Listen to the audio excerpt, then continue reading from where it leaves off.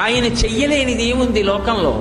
వాసుకి పేరు చెప్తే హడిలిపోతారు. అంత పెద్ద సర్పం, అంత పెద్ద సర్పాన్ని తీసి మెడలో హేళగా ఆభరణంగా వేసుకున్నాడు. ఆదిశేషుడు 1000 పడగలతో భూమిని మోస్తాడు. అటువంటి ఆదిశేషుడు ఎగిరి కాలిని పట్టుకుంటే పాదానికి అందెలా అలంకారం చేసుకున్నాడు. ఆయన చెయ్యలేనిది ఏముంది లోకంలో? హాలాహలాన్ని చూసి అందరూ భయపడిపోతుంటే ఆయన దగ్గరికి వెళ్ళి బ్రతిమాలేరు.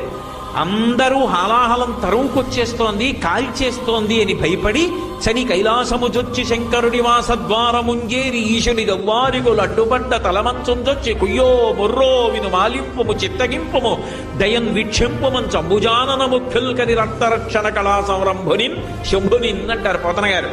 వెళ్ళి కైలాసానికి శంకరా నువ్వు తప్ప మమ్మల్ని ఎవరు కాపాడతారు, స్వామి రక్షించన్నారు. అనేటప్పటికి బయటికి వచ్చి హాలాహలాన్ని దేవతల కోసం పుచ్చుకున్నాడు.